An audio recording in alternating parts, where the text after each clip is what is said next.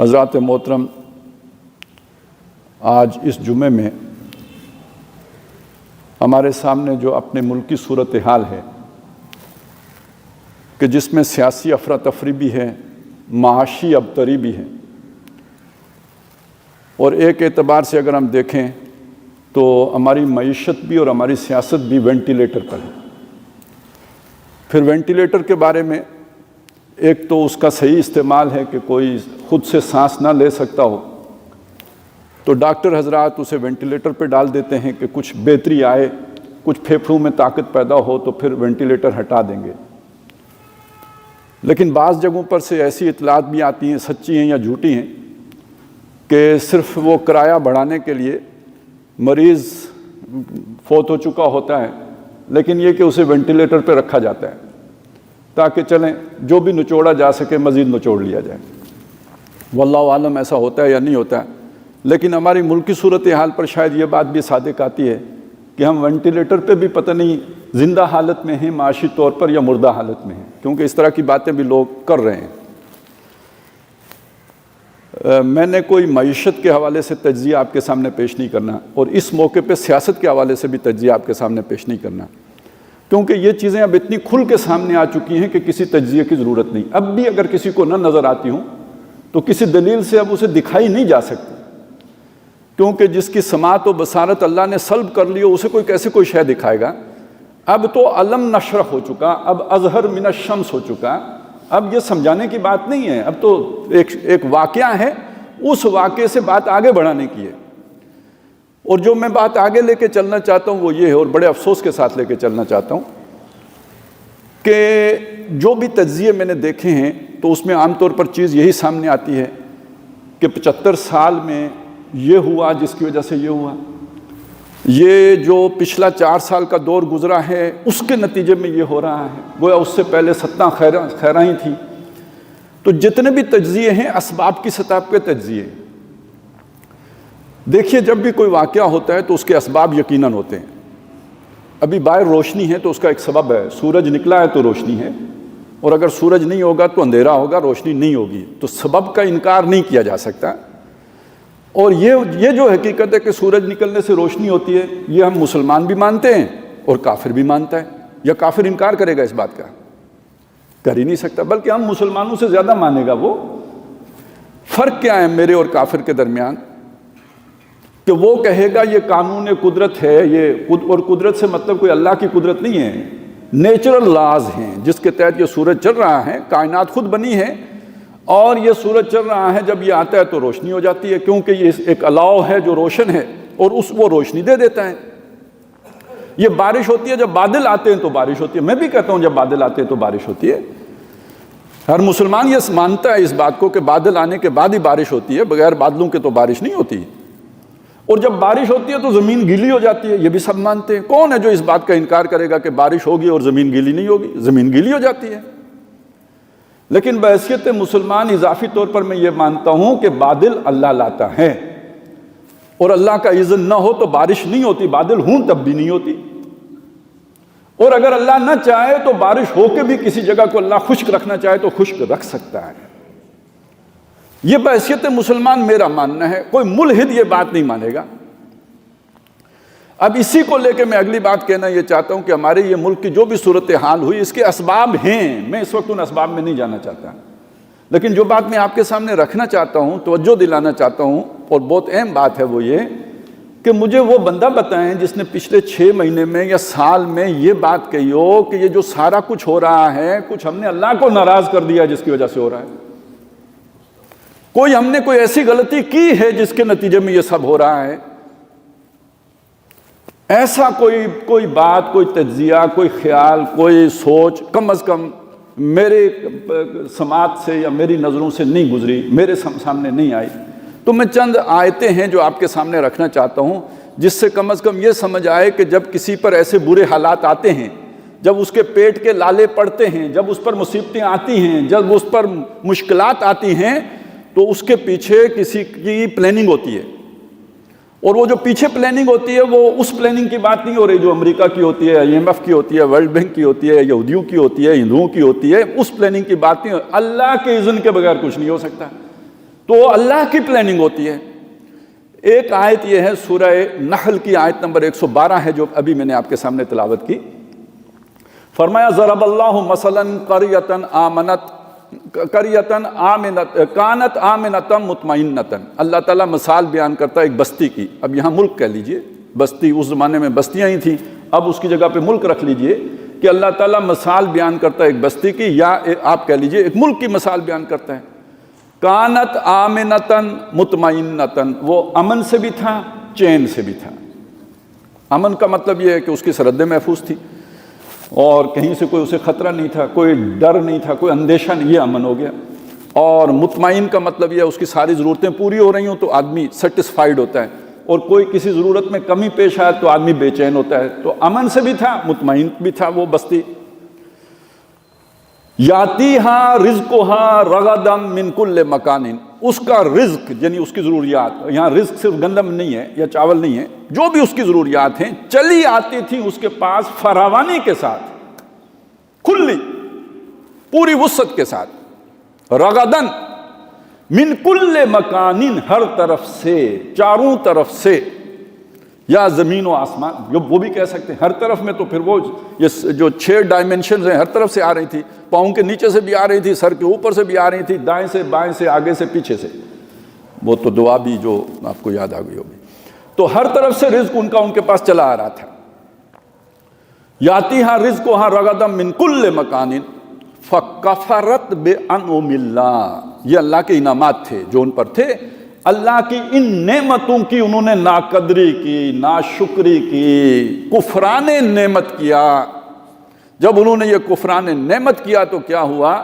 فَأَذَاقَهَا اللَّهُ لِبَاسَ الْجُوعِ، تو اللہ نے ان نعمتوں کو بدل کے انہیں لباس پہنا دیا بھوک کا. عذاب کا ذائقہ سے بنا ہے نا، اللہ نے انہیں مزہ چکھایا بھوک کے لباس کا. فَأَذَاقَهَا اللَّهُ لِبَاسَ الْجُوعِ وَالْخَوْفِ، خوف کا. بس تھوڑا سا اپنا تجزیہ کر لیجئے یہاں پہ کہ دیکھیے یہ دونوں ہمارے دروازے پہ دستک دے رہے ہیں. معیشت کا پٹھا بیٹھ چکا، اور وہ کسی نے بڑا اچھا تجزیہ کیا ہے کہ وہ جہاز کا انجن بند کر دیا ہے اور یہ فری فال ہو رہا ہے. اب بس دھماکے کا انتظار کریں کب ہونا ہے. یہ سچویشن ہے ہماری معیشت کی. اور دوسری طرف جو امن کی بات ہے یا خوف، دیکھیں پہلی بات یہ ہے کہ جب پیٹ کے لالے پڑتے ہیں تو لوگ ایک دوسرے کو بھی نوچتے ہیں. ابھی یہ ٹرک ادھر کھڑے ہیں، چلیں یہ تو ابھی تو مل رہا ہے، لیکن بالفرض نہ ملے اور کسی ایک آدمی کے پاس ہو تو اسے کوئی گھر لے کے جانے دے گا؟ اور اگر محلے والوں کو پتا ہو میرے گھر میں ہے تو مجھے کھانے دیں گے؟ وہ ان کے بچے بھوک سے بلک رہا ہوں، مجھے اکیلے کھانے دیں گے؟ تو یہ سمجھ لیجئے ایک تو یہ کیفیت ہے. اور دوسرا ویسے پورے ملک جو ہماری چاروں طرف سے سرحدوں کے حالات دیکھ لیجئے. وہ ٹی ٹی پی جو ہے اس کو بھی، اس کی کڑی میں بھی پھر ابال آ گیا ہے ایک عرصے کے بعد. اور وہ آپ سمجھ سکتے ہیں کہ کیوں آیا ہوگا، کیونکہ وہ بھی تو بہرحال کہیں نہ کہیں سے تو کوئی نہ کوئی تو پھونک تو ماری جاتی ہے نا، کوئی تو انرجی تو کہیں سے ملتی ہے، تو موٹیویشن ہوتی ہے نا. اور تو اور ایران نے بھی 4 بندے ہمارے مار دیے. ویسے تو انہوں نے کہا دہشت گردوں نے مارے ہیں، لیکن جو اطلاعات ہیں ان کے سیکیورٹی فورس، پاسداران انقلاب کا کام ہے، یعنی آفیشل، اسٹیٹ آفیشلز کا کام ہے، نان اسٹیٹ ایکٹر نہیں ہے. یعنی انہوں نے بھی کر دیا. اچھا انڈیا بڑے چپ چاپ بیٹھا ہوا ہے، یعنی ادھر سے آپ کو ستہ خیراں ہیں. اس کا کیا مطلب ہے؟ اصل دشمن کون ہے آپ کا؟ حقیقی دشمن کون ہے؟ کس نے آپ کے وجود کو کبھی برداشت نہیں کیا اور وہ چپ ہے، وہ بولتا ہی نہیں؟ تو اس کا مطلب یہ سارا کھیل وہی کھیل رہا ہے. جب دوسری طرف سے کام ہو رہا ہو تو اسے کیا ضرورت ہے خود سامنے آنے کی؟ وہ تو شریف بن کے، میسرا بن کے بیٹھا ہوا ہے پیچھے. لیکن جب آپ تھک چکے ہوں گے، جب آپ چور ہو چکے ہوں گے، باقی کسی میں یہ صلاحیت نہیں ہے. ٹھیک ہے آپ کو تنگ کر سکتے ہیں، بلیڈنگ کر سکتے ہیں، آپ کو زخمی کر سکتے ہیں، لیکن ہولڈ نہیں کر سکتے. وہ علاقے کو قبضے میں لے کر پورے ملک کو اس پر کنٹرول نہیں جما سکتے. کوئی ایران کے اندر یہ صلاحیت نہیں ہے، کوئی افغانستان کے اندر یہ صلاحیت نہیں ہے، کوئی ٹی ٹی پی کے اندر یہ صلاحیت نہیں ہے کہ وہ آپ کے کسی علاقے میں، کم از کم یہ کہ ٹی ٹی پی کے اعتبار سے تو کوئی علاقہ زیادہ دیر تک ہولڈ نہیں رکھ سکتی. انڈیا میں تو ہے نا، وہ پہلے آپ کو تھکانا چاہتے ہیں، اس کے بعد آخری وار ادھر ہی سے آنا ہے. تو لباس الجو بھی ہیں، اور اگر کوئی دیکھے تو وہ خوف بھی، بالکل، یعنی ملک کا وجود، سالمیت ہی خطرے میں پڑی ہوئی ہے۔ لباس الخوف والجوع۔ یہ کیوں ہوا؟ وہ جو اللہ کی نعمتوں کی قدر تھی وہ نہیں کی، اور ان نعمتوں میں شامل کیجیے آزادی بھی تو بہت بڑی نعمت ہے۔ آج آپ ہندوستان کے مسلمان سے پوچھئے نا یار، یہ وہاں کلمہ پڑھنا بھی مشکل ہے یار، خبریں نہیں ملتی ہیں آپ کو، چھوٹی چھوٹی باتوں پہ مارتے ہیں، اور کہیں سنوائی نہیں ہے، کسی تھانے میں سنوائی نہیں ہے، کوئی کسی پولیس اسٹیشن میں کوئی جا کے آپ رپورٹ درج نہیں کرا سکتے۔ آپ بھینس کا گوشت لے کے جا رہے ہوں تو وہ الزام لگا کے کہ گائے کا گوشت ہے، آپ کی پھینٹی لگا دیتے ہیں۔ مسلمانوں سے ان کی جو ہے سارے کاروبار چھینے جا رہے ہیں انہی بنیادوں پر۔ تو یہ سارا کچھ جو ہو رہا ہے، تو آزادی کا ذرا سوچے نا، جسے آزادی نصیب ہے کہ وہ ان ساری باتوں سے بچا ہوا، کتنی بڑی نعمت ہے۔ اس کے کیا قدر کی، اس کے لیے کیا شکر بجا، کچھ نہیں۔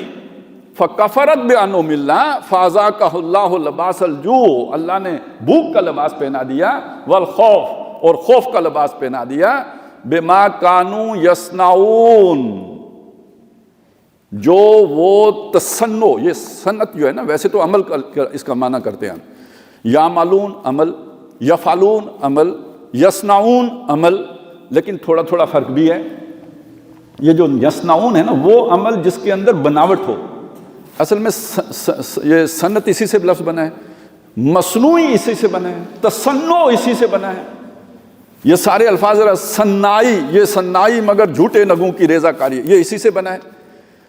تو اس کے اندر اصل میں ایک طرح کی ریاضت شامل ہو جاتی ہے، وہ کام کہ جو بڑی بناوٹ سے آپ کر رہے ہوں۔ ایک کام وہ ہے کہ جو آپ نے آرام سے کر لیا، اس کے لیے کوئی آپ کو ریاضت نہیں کرنی پڑی۔ ایک کام کرنے سے پہلے آپ کو ریاضت کرنی پڑی، محنت کرنی پڑی، مشقت کرنی پڑی، اس کے لیے آپ نے اپنے اندر ایک اہلیت پیدا کی، پھر وہ کام ہوا۔ یہ تصنع ہے، یہ کوئی معمولی کام نہیں ہے، اس کے پیچھے ریاضت ہے، یہ اسپیشلائزیشن کا تقاضا ہے۔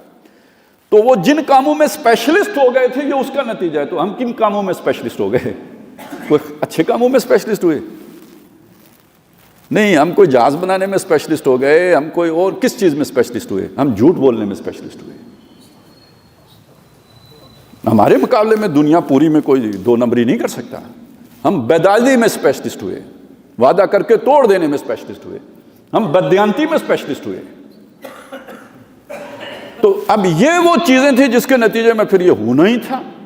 وہ قرض کی پیتے تھے میں، اور کہتے تھے رنگ لائے گی ایک دن فاقہ مستی ہماری، تو اب رنگ لا رہی ہے نا فاقہ۔ عیاشیاں کس بل پہ ہو رہی تھی؟ اپنی معیشت تو کبھی ان عیاشیوں کی متعامل نہیں ہو سکتی تھی جو ہم کرتے رہے۔ چلے میں نے اور آپ نے نہیں کی، لیکن ہماری اشرافیہ تو کرتی رہی نا، اور ہم تماشا دیکھتے رہے۔ ہم اس کے لیے کوئی آواز نہیں اٹھا سکے۔ آٹا نہ ملے تو ہم شور کرتے ہیں، لیکن یہ کہ جو یہاں ملک میں باقی بدماشیاں ہو رہی ہیں اس پر ہم چپ رہے ہیں، تو پھر شریک جرم ہے نا۔ اور یہ ہوتا رہا، قرض کی بنیاد پر ہوتا رہا، اب آ کے اس کے نتیجے نکل رہے ہیں، بما کانوا یصنعون۔ اچھا، تو بہرحال ابھی ایک بات آپ کی سمجھ میں آئی، بظاہر تو یہ سارا کچھ ان اسباب سے ہوا، پیچھے کون ہے؟ اذن کس کا ہے؟ کس نے ہونے دیا ہے؟ اور اگر وہ نہ ہونے دیتا تو نہیں ہو سکتا تھا، وہ اللہ کی ذات ہے۔ یہ ذہن میں رکھیں کہ اللہ کے ہونے ہی سے، اللہ کے کرنے سے ہوتا ہے، اس کے بغیر نہیں ہو سکتا۔ اور کیوں ہونے دیا اللہ نے؟ کل اگر بچے بھوک سے بلک کے مرتے ہیں جیسے عراق میں مر گئے، جیسے لوگ مرتے ہیں جیسے افریقہ میں مرے، دیکھیں یہ دنیا میں ہوا یا نہیں ہوا؟ یہاں جیسے بوسنیا میں کاٹے گئے، یا جیسے آپ کے پڑوس میں ادھر جو تھائی لینڈ اور ان علاقوں میں جو مسلمانوں کے ساتھ ہوا، برما میں جو مسلمانوں کے ساتھ کیا گیا، یا جو گجرات میں ہوا، وہ کل یہاں ہوتا ہے۔ اتنی بڑی تباہی آتی ہے تو اس میں کوئی ہمارا بھی قصور ہوگا یا نہیں ہوگا؟ اگر اللہ ہونے دے گا تو کیوں ہونے دے گا؟ کچھ ہم نے غلط کیا ہوگا جس کی وجہ سے ہونے دے گا۔ اب میں ایک اور جگہ آپ کو ایک اور مقام سے بات سناتا ہوں۔ فرمایا، یہ سورہ انعام ہے، نبی صلی اللہ علیہ وسلم کو بتایا کہ وَلَقَدْ أَرْسَلْنَا مِن قَبْلِكَ وَلَقَدْ أَرْسَلْنَا إِلَىٰ أُمَمٍ مِّن قَبْلِكَ، اے نبی آپ سے پہلے بھی ہم نے مختلف امتوں میں رسول بھیجے۔ فَأَخَذْنَاهُمْ بِالْبَأْسَاءِ وَالضَّرَّاءِ لَعَلَّهُمْ يَتَضَرَّعُونَ، وہ رسول جب بھی کسی بستی میں آئے تو بستی والوں کو، جن کو رسول سمجھا رہے تھے، ان بستی والوں کو ہم نے تکلیفوں سے پکڑ لیا، مصیبتوں میں ڈال دیا انہیں، لعلہم یتضرعون، تاکہ وہ گڑ گڑائیں۔ تاکہ رسولوں کی بات کو توجہ سے سنیں. اب رسول تو کوئی نہیں آئے گا، لیکن یہ جو میں پیغام آپ کو سنا رہا ہوں یہ کس کا ہے؟ یہ ایک رسول ہی لے کے آئے نا. یہ میرے فکر تو نہیں ہے نا، یہ اللہ کا کلام ہے. اگر آج ہمارے یہ حالات بن گئے ہیں تو اس کان لگا کے سننا چاہیے نا کیا بات کہی جا رہی ہے. سننے کے لیے تو تیار ہو جاؤ.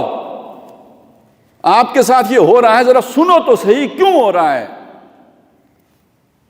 ابھی اللہ پورا ناراض نہیں ہوا ہے. پورا ناراض ہوتا ہے نا جڑ کاٹ دیتا ہے. ابھی پورا ناراض نہیں ہوا ہے. ابھی چاہتا ہے سمجھ جاؤ، اس لیے یہ چھوٹے چھوٹے جھٹکے دے رہا ہے. سمجھانے والے بھی ہیں جو سمجھا رہے ہیں، ساتھ یہ حالات کے اندر بھی تغیر اللہ لا رہا ہے تاکہ لوگ کان دھریں کہ کیا صحیح بات ہے، اس کی طرف آئیں. اب تو ہوش کے ناخن لیں، اب تو یہ کھلنڈرا مزاج چھوڑیں، اب تو لاپرواہی کو ترک کریں، اب تو سنجیدہ ہو کے سوچیں. ملک تو ڈوبنے لگا ہے، اب تو توقع، اب تو کوئی توجہ دو. لعلہم یتضرعون. اور سب سے بڑی بات یہ کیا ہے، اصل بیماری کیا تھی؟ اللہ کی طرف توجہ. گڑ گڑانا کس کے آگے ہے؟ مولوی صاحب کے آگے گڑ گڑانا ہے، یا یہ کہ کسی پتھر کے آگے جا کے گڑ گڑانا ہے، یا کسی دھرمشالہ پہ جا کے گڑ گڑانا ہے؟ گڑ گڑانا اللہ کے آگے ہے. تو گویا اللہ سے آپ نے توجہ موڑی ہوئی تھی، ادھر مڑو. لعلہم یتضرعون، یہ جھٹکے اس لیے ہیں کہ ادھر مڑو. اسی بات کو سورہ الف لام میم السجدہ میں بیان کیا. دیکھیے اللہ تعالیٰ یہ بتاتے ہیں کہ میں آخری وار ایک دم نہیں کرتا، ہر طریقے سے سمجھاتا ہوں کہ باز آ جائیں. لہذا سورہ الف لام میم السجدہ میں بتایا وَلَنُذِيقَنَّهُم مِّنَ الْعَذَابِ الْأَدْنَىٰ دُونَ الْعَذَابِ الْأَكْبَرِ. میں انہیں لازماً چھوٹے عذاب بھیجوں گا ان کے اوپر بڑے عذاب سے پہلے. لعلہم یرجعون، شاید کہ واپس آ جائیں، شاید کہ یہ پلٹ آئیں. یہ غلط جا رہے ہیں. انہوں نے جو یو ٹرن لے کے جدھر کا سفر شروع کر دیا ہے وہ بغاوت کا سفر ہے. میں انہیں جھٹکے دے رہا ہوں، شاید کہ پھر یو ٹرن لے کے میری طرف واپس آ جائیں. لعلہم یرجعون، وہ جو دور چل پڑے ہیں لوٹ کے آ جائیں، خیر کو بدو گھر کو آئیں. یہ اس لیے جھٹکے دیے جا رہے ہیں. لعلہم یرجعون، شاید کہ لوٹ آئیں. اچھا، یہ اس طرح کے جھٹکوں سے بھی جو نہ سیکھے اور اس کے دل میں اللہ کا ڈر نہ پیدا ہو، سورہ اعراف میں بتایا فلا یامن مکر اللہ الا القوم الخاسرون. اللہ کا جو مکر ہے، مکر تدبیر، پلاننگ، یعنی اللہ نے وہ سوچا ہوا تباہ کرنا، اس سے پہلے یہ اللہ تعالیٰ نے جو ہے وہ جھٹکے دیے. اس سے اگر کوئی نہیں سیکھتا اور نہ چنت رہتا ہے، بے فکر رہتا ہے، نہ ڈر رہتا ہے، کوئی پرواہ ہی نہیں کرتا، وہ کہتا ہے IMF کو راضی کر لیں گے کام ٹھیک ہو جائے گا. اور نہیں جی ورلڈ بینک کا یہ والا آ جائے گا تو ٹھیک ہو جائے گا. اگر وہ انہی دھندوں میں لگا رہتا ہے اور اللہ کی طرف متوجہ نہیں ہوتا تو یہ وہ لوگ ہیں جو نقصان اٹھا کے رہیں گے. یہ نہیں بچ سکتے، انہیں کوئی نہیں بچا سکتا. یہ اصل میں پھندے میں پھنس گئے ہیں، اور اس پھندے میں اللہ نے انہیں اس لیے پھنسنے دیا، یہ اس قابل نہیں تھے کہ یہ ہدایت کی طرف آتے.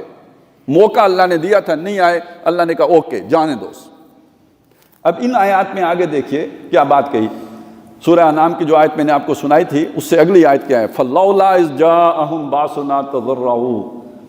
تو جب ان کی طرف کوئی مصیبت آئی، کسی مشکل میں پھنسے، کسی بھوک سے دوچار ہوئے، کوئی ان پر جنگ مسلط ہوئی، ملک دو ٹکڑے ہو گیا، یہ جو مصیبتیں ان پر ذلت سے دوچار ہوئے، لوگوں نے ان کی بات نہیں سنی، چیخے چلائے، کسی نے ان کی بات ہی توجہ ہی نہیں دی. تو جب یہ حالات ان پر آئے تو انہوں نے کیوں نہیں اللہ کی طرف متوجہ ہوئے؟ فَلَوْلَا إِذْ جَاءَهُمْ بَأْسُنَا. تو جب ان پر کوئی مصیبت آئی تو کیوں ایسا نہیں ہوا؟ تضرعوا، کہ وہ اللہ کی جناب میں گڑ گڑاتے، توبہ کرتے، پلٹ آتے، اللہ سے مانگتے، اپنے گناہوں کا اعتراف کرتے، استغفار کرتے، آئندہ کے لیے کانوں کو ہاتھ لگاتے، سیدھے رخ پر چلتے. یہ کیوں نہیں ہوا؟ فَلَوْلَا إِذْ جَاءَهُمْ بَأْسُنَا تَضَرَّعُوا وَلَٰكِنْ قَسَتْ قُلُوبُهُمْ. لیکن ان کے دل سخت ہو چکے تھے. اور دل پتہ ہے کیوں سخت ہوتے ہیں؟ جھوٹ سے سخت ہوتے ہیں، بددیانتی سے سخت ہوتے ہیں، حرام خوری سے سخت ہوتے ہیں. تو جو اس میں رچے بسے ہوں ان کے دل پھر کبھی نرم نہیں ہوتے، جو دل پہلے ہی حرام میں ہوں ان سے نرمی کی امید نہ رکھیے۔ فلولا اذ جاءہم باسنا تضرعوا ولکن قست قلوبہم، لیکن ان کے دل سخت ہو چکے، بلکہ ان چیزوں سے اور سخت ہو گئے، ڈھیٹ ہو گئے۔ دوسری جگہوں پہ قرآن مجید میں آتے ہیں کہ جب اس طرح کی چیزیں آتی ہیں نا، وہ کہتے ہیں کوئی بات نہیں، خیر ہے، ہوتا رہتا ہے، اچھے برے دن آتے ہیں، ہمارے آبا کے بھی کبھی اچھے دن آتے تھے کبھی برے دن آتے تھے، نو پرابلم، معیشت اوپر نیچے ہوتی رہتی ہے، حالات بگڑتے بنتے رہتے ہیں، اور نازک دور کے بعد جو ہے نا اچھا دور بھی آ جاتا ہے، تو لہذا ماننے سے انکاری ہو گئے۔ لیکن اصل میں کیا تھا؟ وَزَيَّنَ لَهُمُ الشَّيْطَانُ مَا كَانُوا يَعْمَلُونَ، جو وہ اعمال کرتے تھے نا، جو ان کے پلاننگ تھی، جو منصوبے تھے، وہ جن کو وہ کہتے تھے ٹیکنوکریٹ کا منصوبہ، وہ شیطان نے انہیں اتنے مزین اور ڈیکوریٹ کر کے دکھا دیے، انہوں نے سمجھا یہ ہے سلامتی کا راستہ، یہ ہے منزل مراد تک لے کے جانے والی پلاننگ، وہ اس میں پڑ گئے۔ وَزَيَّنَ لَهُمُ الشَّيْطَانُ مَا كَانُوا يَعْمَلُونَ۔ یہ جو شیطان ہوتا ہے، دیکھیے وہ آدم علیہ السلام کو اس نے آ کے دانا کھانے پر کیسے مجبور کیا تھا؟ یہ نہیں کہا تھا کہ دانا کھائیں اللہ کی نافرمانی کریں، یہ نہیں کہا تھا، اس نے کہا تھا یہ دانا کھائیں گے آپ فرشتے بن جائیں گے۔ کیا بن جائیں گے؟ فرشتے بن جائیں گے، اور نمبر 2 ابد الآباد کی زندگی حاصل ہو جائے گی۔ وَإِنِّي لَكُمَا لَنَاصِحِينَ، اور میں تم دونوں کا بہت بڑا خیر خواہ ہوں۔ کیا ہوں؟ فراڈیا ہوں، ٹھگوں، دشمن ہوں؟ نہ، ناصح ہوں۔ تو وہ مجھے رکھ کے آیا ہوگا، نہیں ٹھگ بن کے آیا ہوگا، ناصح تھا تو ناصح بن کے آیا ہوگا، منمونی صورت، فرشتوں والی صورت، دیکھتے ہی متقی پرہیزگار، زاہد متقی، ایسی صورت بنا کے آیا نا، تب آدم علیہ السلام کا دل پسیجا۔ تو سمجھ لیجئے کہ یہ جو آتے ہیں نا ماہرین معاشیات، یہ شیطان کے چیلے، یہ آ کے آپ کے سامنے وہ رستہ آپ کو بتاتے ہیں جو تباہی کا رستہ ہے، جو بربادی کا رستہ ہوتا ہے۔ ہمیں تو فرصت نہیں ہوتی نا، ہم نے تو پلاٹ خریدنے تک کی پلاننگ کرنی ہوتی، اس سے آگے اتنی لمبے لمبے منصوبے ہم کب بیٹھ کے بنائیں؟ اتنا دماغ کو ہم کہاں تھکائیں؟ اور تھکنے ہی لگے تو ہم تو لسی کا گلاس چڑھا کے اس کے بعد ذرا تھوڑی نیند فرماتے ہیں، اتنے کمفرٹ زون سے باہر تو جا نہیں سکتے، ہم کوئی مشقت میں اپنے آپ کو ڈالیں۔ لہذا جب ماہرین آ کے ہمارے سامنے پریزنٹیشن دیتے ہیں مزین کر کے، وہ ہمیں کہا اوکے ویری گڈ، بہترین، اعلیٰ، عمدہ، میں وہ بندہ ہوں کو جو ملک کی معیشت کو باہر نکالوں گا شوکت ترین صاحب کی مدد سے، نہیں، معین قریشی صاحب کی مدد سے، نہیں، یہ جو ہمارے پاس حفیظ پاشا صاحب ہیں ان کی مدد سے۔ یہ یہاں پہ انہی ٹیکنوکریٹس نے پہنچایا، جہاں پہ ہم پہنچے ہوئے ہیں نا، یہ انہی نے پہنچایا۔ اور ان کی پریزنٹیشنز نکال کے دیکھیں، وہ ایوب خان کے دور کے شعیب صاحب سے لے کے اور آج تک کے حفیظ پاشا صاحب تک کی ایک جیسی پریزنٹیشن ہوگی۔ 5 سال کے بعد ملک جا رہا ہوگا جناب جو کسی خطرے سے پاک، اور ہواؤں میں اور بلندیوں میں اور چاند پر، ہمیشہ اگلے سے برے حال کو پہنچ کے جاتا ہے، پہلے سے برے حال کو پہنچ کے جاتا ہے۔ وَزَيَّنَ لَهُمُ الشَّيْطَانُ مَا كَانُوا يَعْمَلُونَ۔ شیطان میرے اور آپ کے پاس نہیں، اس کے ایلچی آئیں گے، اس کے ایجنٹ آئیں گے، جو چیزوں کو مزین کر کے دکھائیں گے، جو بڑی خوبصورت بنا کے دکھائیں گے، پریزنٹیشن۔ لیکن مجموعی بات کیا ہوئی؟ اللہ نے شیطانوں کو یہ کھیل کھیلنے کا موقع کیوں دیا؟ مومن کو نور بصیرت سے کیوں محروم کر دیا؟ وہ اللہ ہی سے اس نے تعلق کاٹ لیا۔ اللہ سے تعلق جڑا ہوگا، وہ اندھیاروں سے نکال کے روشنی میں لائے گا۔ اللہ ولی الذین آمنوا یخرجہم من الظلمات الی النور۔ اور شیطانوں سے تعلق بنا ہوگا، وہ اندھیرے سے، روشنی سے نکال کے اندھیرے میں لے کے جائیں گے۔ والذین کفروا اولیاءہم الطاغوت۔ جو لوگ کفر کرتے ہیں ان کے دوست بن جاتے ہیں شیطان۔ وہ کیا کرتے ہیں؟ یخرجونہم من النور الی الظلمات۔ وہ انہیں روشنی سے نکال کے اندھیاروں میں لے کے جاتے ہیں۔ یہ ہمارے ساتھ ہوا۔ وَزَيَّنَ لَهُمُ الشَّيْطَانُ مَا كَانُوا يَعْمَلُونَ۔ جب اللہ نے دیکھا فَلَمَّا نَسُوا مَا ذُكِّرُوا بِهِ، جس چیز کے ذریعے انہیں سمجھایا گیا تھا، وہ اللہ کا پیغام جس کے ذریعے سے انہیں سمجھایا، جب اس کی انہوں نے پرواہ نہیں کی، جب اسے انہوں نے بہرے کانوں سنا، جب اس کی طرف کوئی توجہ ہی نہیں دی، دل ہی نہیں لگایا، فَلَمَّا نَسُوا مَا ذُكِّرُوا بِهِ فتحنا علیہم ابواب کل شیء، ہم نے ان پر ہر شے کے دروازے کھول دیے۔ اب یہ نکتہ ہے بہت اہم، ہر شے کے دروازے کھول دینے کا مطلب کیا ہے؟ خوشحالی آ گئی، کیا خوشحالی آ گئی، ان کے دنیا کے منصوبے توڑ چڑھنے لگا کہ ہم نے صحیح پلاننگ کر لی۔ حتیٰ اذا فرحوا بما اوتوا، یہاں تک کہ اترانے لگے ان چیزوں پر جو ان کو دی گئی تھی، ان کے منصوبوں کے نتیجے میں جو انہیں مل رہا تھا اس پر اترانے لگے، واہ واہ، اخذناہم بغتۃ، ہم نے انہیں پکڑ لیا اچانک۔ یعنی اب کون سی پکڑ ہے؟ وہ اس آیت کے ساتھ جوڑ کے دیکھیے نا کہ بڑے عذاب سے پہلے چھوٹے عذاب، اب چھوٹے عذابوں سے نہیں سمجھے تو ہم نے کھلی چھٹی دے دی کہ خوب موج میلہ مستی کرو۔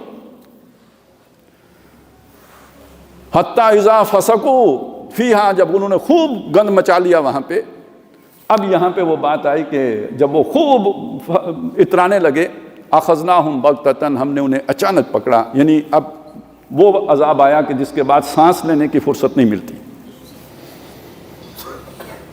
فَإِذَا هُمْ مُبْلِسُونَ، مبلسون ابلیس کا لفظ اسی سے بنا ہے، ڈپریسڈ، مایوس ترین۔ ظاہر ہے ساری دنیا ایک دم لٹ گئی، ایک ہی جھٹکے میں گیا، سب گیا۔ فَإِذَا هُمْ مُبْلِسُونَ، تو بجھ کے رہ گئے۔ یعنی جیسے وہ پہلے اترا رہے تھے نا، جیسے انگارہ ہے پوری طرح جو ہے نا وہ دہک رہا ہے، اچانک پانی ڈالیں تو ایک سڑوں کی آواز آئے گی اور بجھ جائے گا، اس طرح ان کی ساری اچھل کود ختم ہو گئی۔ فَإِذَا هُمْ مُبْلِسُونَ، پھر کیا ہوا؟ فَقُطِعَ دَابِرُ الْقَوْمِ الَّذِينَ ظَلَمُوا، جو ظالم لوگ تھے ان کی جڑ کاٹ دی گئی، پھر چھوڑے نہیں گئے۔ یہاں پہنچ کے ایک امید بھی پیدا ہوتی ہے، پتہ نہیں وہ سچی ہے یا جھوٹی ہے، لیکن میں آپ کے سامنے رکھنا چاہتا ہوں کہ ہمارے ملک کی حد تک ابھی کوئی ایسی خوشحالی تو ہم پر نہیں آئی نا۔ دنیا میں اور بڑے ملک ہیں خوشحال ہیں، امریکہ خوشحال ہے، سوئٹزرلینڈ، یورپ خوشحال ہے، ویسٹ سارا خوشحال ہے، بلکہ عرب خوشحال ہیں، اپنے بھائی عرب دیکھیں نا بہت خوشحال ہیں۔ اس کے مقابلے میں ہمیں یہ والی خوشحالی تو ابھی تک نصیب نہیں ہوئی، اور جھٹکے ہی لگتے رہے، کبھی 71 کا جھٹکا لگ گیا، کبھی شوکت ترین کا جھٹکا لگ گیا، کبھی شوکت عزیز کا جھٹکا لگ گیا۔ ہم تو جھٹکوں ہی سے نہیں فرصت ملی ہمیں، اور ابھی تک جھٹکے ہی پہ جھٹکے ہی مل رہے ہیں۔ کبھی کون سا پروجیکٹ آ گیا اور کبھی اینٹی پروجیکٹ آ گیا، تو ہم تو پروجیکٹوں کے چکر میں رہے ہیں، ہمیں تو سانس لینے کی فرصت نہیں ملی۔ اس سے امید لگتی ہے کہ ابھی تو اللہ نے ہمیں خوشحالی نہیں دی، اس کا مطلب ہے وہ جڑ کاٹنے والی بات تو نہیں ہوگی۔ لیکن دوسری طرف دھڑکا میں نے آپ کو بتا دیا کہ یہ جو اللہ کی تدبیر ہوتی ہے، اس سے نہ چنت بے خوف نہ ڈر کون ہوتا ہے؟ جس نے تباہ ہونا ہوتا ہے۔ لیکن دنیا اسی، ظاہر ہے ایمان کا تقاضا بھی یہی ہے کہ امید اور خوف کے درمیان کی کیفیت رہی۔ آخرت میں بخشش کے اعتبار سے بھی مجھے جنت ملے گی یا دوزخ میں ڈالا جاؤں گا، دوزخ کا خوف بھی رہنا چاہیے، ہر وقت اندیشہ ہو کہ میں دوزخ میں ہی نہ چلا جاؤں، اور جنت کی امید بھی رہنی چاہیے۔ اور اس چیز کو بڑی خوبصورتی سے سمجھایا حضرت عمر رضی اللہ تعالیٰ عنہ نے کہ اگر یہ بتایا جائے نا کہ تمام لوگ دوزخ میں چلے جائیں گے سوائے ایک آدمی کے، تو مجھے یہ امید ہوگی کہ وہ ایک آدمی میں ہوں گا، اور اگر مجھے یہ بتایا جائے کہ سارے لوگ جنت میں جائیں گے سوائے ایک آدمی کے جو دوزخ میں جائے گا، تو مجھے ڈر ہوگا کہ وہ ایک آدمی کہیں میں نہ ہوں۔ تو جسے یہ امید ہے کہ میں تو لازمی جنت میں جاؤں گا، وہ نہیں سیدھا ہو سکتا، اور جسے یہ خطرہ ہو گیا کہ میں تو دوزخ سے بچ ہی نہیں سکتا، اسے سیدھا ہونے کی اب ضرورت ہی نہیں ہے۔ اچھا کروں برا کروں، جانا دوزخ میں ہی ہے، تو پھر اچھا کرنے کا کیا فائدہ؟ تو انسان کے لیے عمل کو درست رکھنے کے لیے خوف اور امید کے درمیان کی کیفیت معتدل، بہترین، صحیح صراط مستقیم یا سواء السبیل ہے۔ اسی طرح دنیا میں اللہ کے عذاب کے اعتبار سے بھی یہی خطرہ ہر وقت رہے کہ ہماری ان نادانیوں، کرتوتوں، برے اعمال کے نتیجے میں کہیں ہم پر کوئی جڑ کاٹ دینے والی سزا ہی نہ مسلط ہو جائے، لیکن ساتھ امید بھی رہنی چاہیے۔ اچھا، دوسری طرف یہ ہے کہ جب حالات پرسکون ہوں، حالات میں امن ہو، چین ہو، لوگ مطمئن ہوں، خیر ہے، تو اس وقت ظاہر ہے آپ نے ڈرانا ہے۔ جس کو اللہ نے سمجھ دی ہے، جسے اللہ نے کتاب کا فہم دیا ہے، اس نے کیا کرنا ہے اس موقع پہ؟ لوگ بے فکر ہو گئے، انہیں فکر مند بنانا۔ لیکن جب حالات ایسے ہو جائیں جیسے ہمارے ہو چکے ہیں کہ شدید ترین مایوسی ہے، ہر سوچنے سمجھنے والا آدمی انتہائی مایوسی سے دوچار ہے، تو ایسے حالات میں امید دلانی بھی ضروری ہوتی ہے. نہیں تو پھر تو آدمی آسان شکار ہو جائے گا نا، جو بھی آپ کے دشمن ہیں ان کا آسان شکار ہو جائے گا. امید کے اعتبار سے یہ بات ذہن میں رکھیے کہ ہمارا ملک بہرحال، اگرچہ کہ یہ اب مذاق بن گیا ہے، اگرچہ کہ مذاق بن گیا ہے، لیکن یہ کہ مذاق کوئی اڑائے، بے شک اڑائے، حقیقت نہیں تبدیل ہوتی. حقیقت ہے کہ یہ ملک خدا داد ہے. اس کے اپنے دلائل ہیں، میں اس وقت وہ ساری بات آپ کے سامنے نہیں رکھ سکتا، ٹائم تنگ ہے. لیکن یہ کہ آپ سوچئے، اتنی بات چلیں سوچ لیجئے کہ اس سے کتنے مخلص حکمران ملے ہیں. قائد اعظم لیاقت علی خان کو نکال دیجئے، اس کے بعد آپ ڈھونڈیے، گنیے، پھر بھی نہیں ختم ہوا، چل رہا ہے. تو یار کوئی تو نشانی ہے نا، کوئی تو ہے نا جو نظام ہستی چلا رہا ہے. ذرا وہ کہانیاں ختم کیجئے. اگر کسی ملحد کو بھی آ کے کہیے نا کہ ہماری ہسٹری پڑھے، ہمارے لوگوں کو جج کرے جو کتنے کیپیبل ہیں جو ملک چلا رہے ہیں، اور اس کے بعد دیکھو یہ ملک چل رہا ہے، تو وہ بھی خدا پہ ایمان لے آئے گا. تو یہ تو خدا داد ہونے کی سب سے بڑی نشانی یہ ہے. دوسری طرف یہ کہ بہرحال یہ بھی ایک بات طے ہے کہ جب کوئی بھی زوال ہوتا ہے نا، وہ جب باٹم ٹچ کرتا ہے، اپنی آخری حدوں کو چھوتا ہے، تو اس کے بعد اب اس سے نیچے کدھر جائے گا؟ جب آپ نے آخری حد چھو لی، اس سے نیچے کیا ہے؟ اس سے نیچے تو کچھ نہیں، آخری حد ہے. اس کے بعد یا خاتمہ ہے یا پھر عروج کا سفر شروع ہوگا، سلو ہوگا یا جو بھی ہوگا، بہرحال وہ عروج کا سفر ہی ہو سکتا ہے.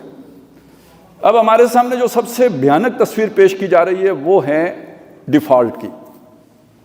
اگرچہ کہ ڈیفالٹ ہونا بہرحال مشکلات تو لے کے آتا ہے.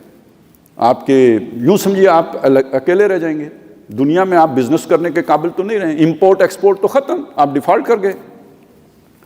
لیکن دوسری طرف سوچیں، ہماری معیشت تو ویسے بھی زیادہ تر بلیک منی ہی سے چلتی ہے، اور یہاں پہ کبھی سمگلنگ پر الحمدللہ کوئی کنٹرول کر نہیں سکا ہے. اور ہمارے پڑوسی، ہم چلے نالائق صحیح، ہمارے پڑوسی بڑے لائق ہیں، کیا چائنا والے، کیا افغانستان والے، کیا ایران والے، تو چیزیں تو آتی جاتی ہی رہتی ہیں اور گزرتی یہیں سے ہیں. تو جب یہاں سے گزرتی ہیں تو ہم بھی حصہ بقدر جسہ وصول کر ہی لیتے ہیں. تو وہ رہتا تو کچھ ادھر ہی ہے نا، چلے مختلف جیبوں میں رہتا ہے لیکن رہتا ادھر ہی ہے. ایک تو یہ بات ذہن میں رکھیں کہ ہم نے اگر کچھ منگانا ہو کہیں باہر سے تو امپورٹ ایکسپورٹ کوئی رکاوٹ نہیں بنتے. قانون کسی بھی ملک کا ہماری راہ میں رکاوٹ نہیں بنتا. ہم نے وہ ساری چیزیں منگا لی جو ہمیں ایٹم بم کے لیے ضرورت تھی، اور ہم نے ہمارے پاس سونے کے پتہ نہیں کتنے ملک میں سونا آ گیا، نکلا نہیں، آیا کدھر سے پتہ نہیں. تو یہ ایک اپنی اس صلاحیت کو تو مانے نا، یہ ہمارے ہی لوگ ہیں نا جو یہ سارے دھندے کرتے ہیں. اس سے اگلی بات سمجھ لیجئے. اب یہ ذرا تھوڑی لطیف سی بات تھی، یہ ذرا اب سیدھی بات ہے. اور یہ بات ہے وہ اس طرح کی بات ہے، وہ جیسے ہمارے رضوی صاحب نے نہیں کہا تھا کہ بھئی ہم نہیں سود دے سکتے تھے، جے کہہ دینا کوئی نہ منے تو انہوں کہو آیا جے غوری.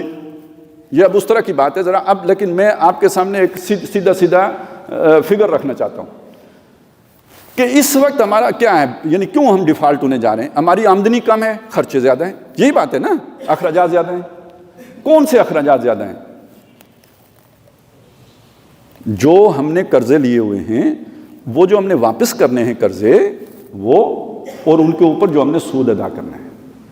جب آپ ڈیفالٹ کر جائیں گے اس کے بعد بھی قرضے واپس کرنے ہیں، سود دینا ہے. ڈیفالٹ کرنے کا مطلب کیا ہے؟ ٹھیک ہے امپورٹ ایکسپورٹ بند. جب آپ نے قرضے نہیں دینے کیونکہ آپ دیوالیہ ہو گئے ہیں، جب آپ نے ان کے اوپر سود ادا نہیں کرنا، اور ایک مہربانی اس کے بعد اور کر لیجئے کہ جو اندرون ملک دینا ہے ان کو بھی کہیں بھئی یہ تو اللہ نے حرام کیا ہوا ہے، چلیں وہ تو گورے تھے، ان کو تو ہم اللہ کی دلیل نہیں دے سکتے تھے، تم تو کلمہ پڑھتے ہو خبیث ہو، تمہیں تو ہم اللہ کی دلیل بھی دے سکتے ہیں نا، لہٰذا تمہیں بھی ہم سود نہیں دیں گے. تو یہ صرف یہ دو مدات بیچ سے نکال دیجئے تو آپ اپنے خرچے پورے کر سکتے ہیں. یہ جو کہتے ہیں نا تنخواہیں نہیں دی جا سکیں گی، نہیں، تنخواہوں سے نہیں مرتے ہم. ہمیں کھاتا ہے سود، اور ہمیں کھاتا ہے جو پہلے ہم نے عیاشی کر کے جو قرضے جمع کیے ہوئے ہیں ان کی جو پے بیک کرنا ہے وہ کھا گیا ہے.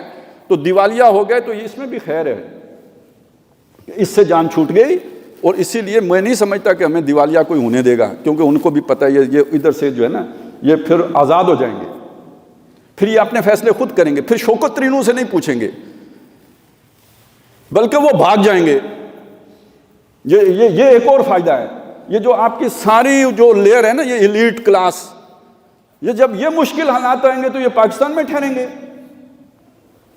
ان کو تو پہلے سے پتا تھا نا کہ جب یہ دن آئیں گے تو ہم نے کہاں جانا ہے, پیسے وہاں رکھے ہوئے ہیں, اپنے پیسے وہاں رکھے ہوئے ہیں. تو یہ تو گئے, تو کسی انقلاب کی ضرورت نہیں ہے, یہ ایک خاموش انقلاب ہوگا.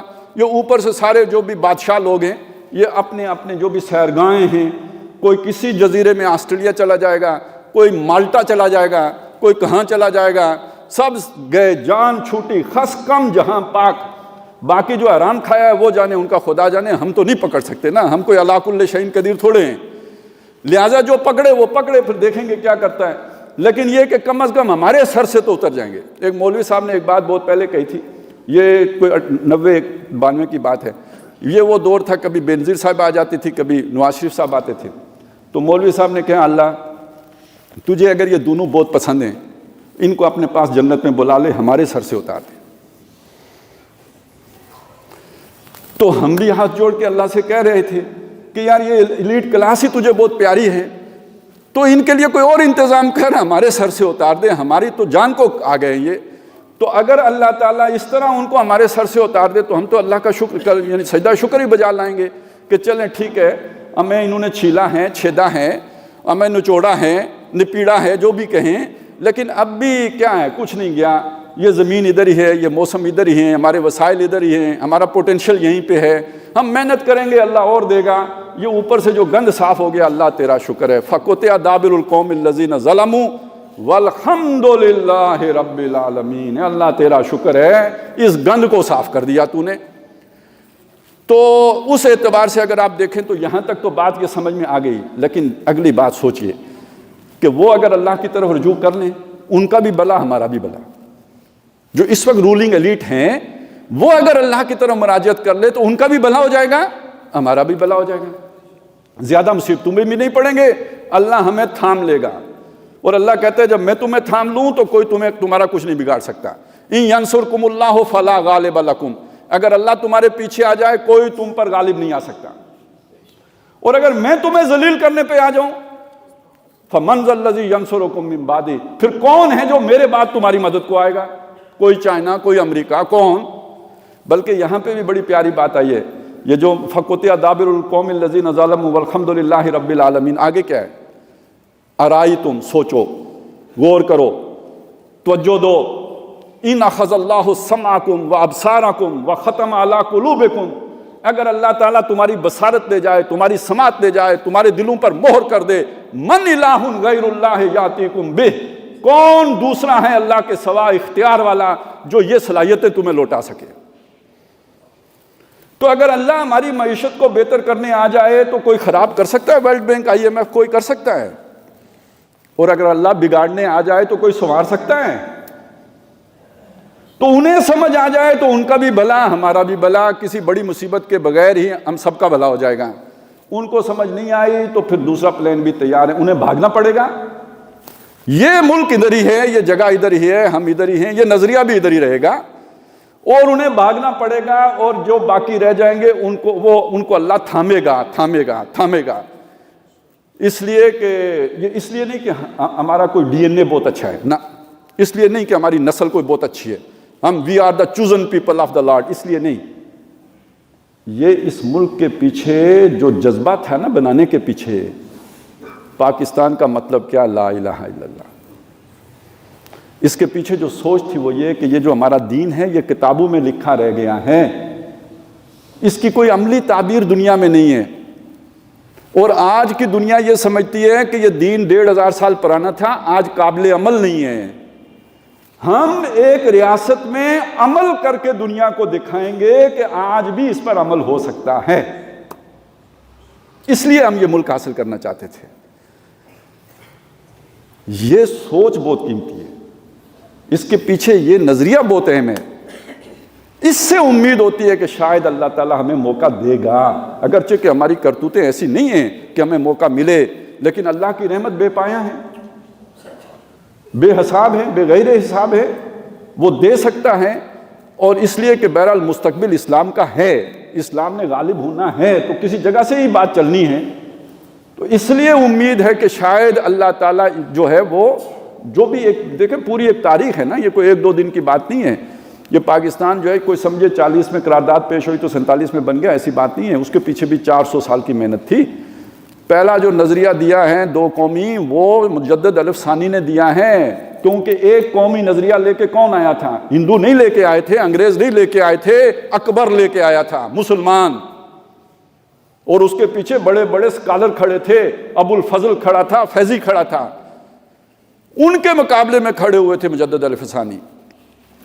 اگر وہ نہ کھڑے ہوتے تو بعد میں کوئی سر سید احمد نہیں کھڑے ہو سکتے تھے، اگر وہ نہ کھڑے ہوتے تو کوئی علامہ اقبال نہیں کھڑے ہو سکتے تھے۔ یہ تو تب وہ کھڑے ہوئے تھے، وہ چیزیں باقی رہ گئیں، پھر اس کی ایک یوں سمجھے پوری ایک ٹرانسفارمیشن ہوئی اورنگزیب عالمگیر کی صورت میں، یہ چیزیں اسی طرح اندر جو ہے وہ پیوست ہوتی گئیں۔ پھر جب وہ خطرہ آیا انگریز کا اور متحدہ قومیت کا، وہ تعلیمات اندر موجود تھی، وہ خمیر میں شامل تھی، وہ گھٹی میں پڑی ہوئی تھی۔ اس لیے علامہ اقبال کی بات کو بھی لوگوں نے کہا ہاں یہ بات ٹھیک ہے، یعنی یہ ہمارے دل کی آواز کے مطابق ہے۔ تو دل میں وہ آواز کدھر سے پیدا ہو گئی تھی؟ قائد اعظم کی بات کو بھی اسی لیے وزن ملا، سر سید کی بات کو بھی اسی لیے وزن ملا کہ زمین پہلے تیار تھی۔ اور وہ میں اصل میں یہ توجہ دلانا چاہ رہا ہوں کہ یہ پاکستان اچانک حادثاتی طور پہ نہیں بن گیا، اس کے پیچھے اللہ کا تو ایک بہت بڑا منصوبہ ہے۔ یہ تو نہیں سوچ سکتے کہ قائد اعظم کو مجدد الف ثانی نے پیدا کیا، نہیں، وہ تو اللہ ہی نے پیدا کیا۔ یہ ایک لائن ہے، یہ ایک یوں سمجھے رسی ہے جس کے ساتھ یہ لوگ بندھے ہوئے ہیں۔ کس نے باندھا ہے؟ یہ کس کا منصوبہ ہے؟ یہ اللہ کا منصوبہ ہے۔ اس سے امید ہوتی ہے کہ یہ جو ملک اللہ نے لا الہ الا اللہ کی بنیاد پر ہم سے بنوایا، اور جہاں بڑے عجیب طریقے سے فیصلے ہوتے ہیں اور کوئی اللہ کے کام بھی اس طرح ہو جاتے ہیں کہ کسی کی مرضی نہیں ہوتی۔ دیکھیے یہاں پہ آپ نے شراب کو حرام کر دیا، یہاں آپ نے یعنی آپ سوچئے جن لوگوں نے قرارداد مقاصد پاس کی تھی ان کا اپنا ذہن کیا تھا۔ قرارداد مقاصد کیا ہے؟ یہاں کوئی قانون قرآن و سنت کے خلاف نہیں بنے گا۔ جن لوگوں کے ہاتھوں پاس ہوئی ان کا ذہن کیا تھا؟ ان کا ذہن یہ تھا کہ ہم یہ قرارداد پاس کرنے کے بعد مہذب دنیا کو منہ دکھانے کے قابل نہیں ہیں کہ ایک جدید ریاست آج کے دور میں 1400 سال پرانے نظام کی بات کر رہی ہے۔ یہ کوئی نئی بات نہیں ہے، یہ 1947 میں 49 میں بھی لوگوں نے یہ بات کہی تھی۔ اس ملک میں جسٹس منیر جیسے لوگ آئے، ناکام چلے گئے۔ اس ملک میں 73 کا آئین بن گیا، اس میں اسلامی دفعات آ گئی، کیا کیا اس میں جو توہین رسالت کے قانون بن گئے، پوری دنیا آج بھی مخالف ہے، ختم نہیں ہو کے دے رہے۔ تو کون ہے اس کے پیچھے؟ مجھے اس بندے کو امایتی کا نام بتائے نا جو کھڑا ہو کے کہے کہ بھئی یہ بندہ امایتی ہے۔ لیکن اللہ ہو جس کے پیچھے، اسے کون ختم کر سکتا ہے؟ ہاں، عوام کے اندر اللہ تعالیٰ نے وہ جذبہ پیدا کر دینا ہوتا ہے، وہ ریئیکٹ کرتے ہیں۔ اس لیے میں کہتا ہوں کہ عوام کی بڑی اہمیت ہے۔ وہ لوگ جو اپنا شیطانی ایجنڈا مسلط کرنا چاہتے ہیں وہ عوام کے بڑے دشمن ہوں گے۔ وہ چاہیں گے کہ ایک گروہ، ایک محدود گروہ، ایک لمیٹڈ، وہ شیطانی گروہ، وہ جو ایول فورسز ہیں یا جو روگ ایلیمنٹ ہے وہ قابض ہو جائے اور باقی لوگ ان کی اطاعت کریں، ان کا غلام بن کے رہیں۔ یہاں پہ اسلام کو جو بھی موقع ملا ہے، یہ بات ذہن میں رکھیے، وہ کسی ڈکٹیٹر کی سوچ کے نتیجے میں نہیں ملا، یہ عوامی سوچ ہے، اجتماعی لاشعور ہے کہ جو اپنا اظہار کرتا ہے، اور اس کے ڈر کی وجہ سے یہ خلاف اسلام قانون نہیں بنا سکتے یا اقدامات نہیں کر سکتے، اور اگر کرتے ہیں تو چھپ کے کرتے ہیں یا چھپا کے کرتے ہیں یا دھوکہ دے کے کرتے ہیں یا انہیں کیموفلاج کر کے کرتے ہیں یا شوگر کوٹڈ کر کے کرتے ہیں۔ یہ سب لوگوں کے ڈر کی وجہ سے ہے۔ تو ایسا ہر نظام کے جو لوگوں کو بائی پاس کر کے بنایا گیا ہوگا اس میں زیادہ غیر اسلامی باتیں ہوں گی۔ تو یہ سارا اللہ تعالیٰ زبان خلق کو نکارائے خدا سمجھو، اس سے یہ امید ہوتی ہے کہ شاید اللہ تعالیٰ اس میں کوئی پیوریفیکیشن کے بعد، کوئی پرجنگ کے بعد، کوئی گند کی صفائی کے بعد کوئی بہتری کی صورت پیدا کر دے، اگرچہ کہ حالات بہت خراب ہو چکے ہیں۔ لیکن اس کے لیے میرے بھائی ہمیں بھی تو کچھ کرنا ہوگا نا، یا صرف دعائیں کرنی ہوں گی یا صرف تقریریں کرنی ہوں گی جیسے ابھی میں نے کی؟ کوئی میں اپنے عمل میں بھی تو تبدیلی لاؤں نا یار۔ میں ذاتی حیثیت میں تو آج کے بعد اللہ کا بندہ بنوں نا، کم از کم ہم یہاں جو بیٹھے ہیں، جو باتیں سنی ہیں، ہمارا ملک یہاں پہنچ چکا، اب تو ہم سوچیں کہ ہم اپنی ذاتی زندگی میں تو تبدیلی لائیں، نماز پڑھیں، روزے رکھیں، حرام خوریاں چھوڑیں، جھوٹ بولنا چھوڑیں، طے کریں کہ جھوٹ نہیں بولیں گے جتنا بڑا نقصان ہو جائے، بدعہدی چھوڑیں، بددیانتی چھوڑیں. تو میرے بدلنے سے معاشرے میں تبدیلی کا آغاز ہوگا، آپ کے بدلنے سے محلے میں تبدیلی کا آغاز ہوگا. محلے بدلیں گے، معاشرہ بدلے گا تو سوسائٹی پوری بدلے گی، ریاست بدلے گی. اس کے بغیر تو یعنی وہ اقدار ہی نہیں بنتی. تو اس تبدیلی کے لیے ہم محنت کریں. ادھر اللہ تعالیٰ اپنا کام کر رہا ہے، ہم اپنے حصے میں کم از کم چلیں، کوئی بوند تو ڈالیں نا اس جلتی ہوئی آگ میں. تو پھر اللہ سے امید بھی رکھیں کہ ہمارے لیے کوئی بہتر اللہ تعالیٰ آسمانوں سے فیصلہ فرما دے. مجھے امید ہے کہ کم از کم ان حالات کی سختی میں تو کسی کا دل تو پسیجے گا نا. ہمارے دل اتنے تو سخت نہیں ہو گئے نا، ثم قست قلوبہم وزین لہم الشیطان کی مثال تو نہ بنے نا. تو اللہ تعالیٰ ہمارے دلوں کو نرم فرمائے اور اپنی طرف ہمیں متوجہ ہونے کی توفیق عطا فرمائے، رجوع ہونے کی توفیق عطا فرمائے، توبہ کرنے کی توفیق عطا فرمائے. اقول قولی ھذا واستغفر اللہ لی ولکم ولسائر المسلمین والمسلمات.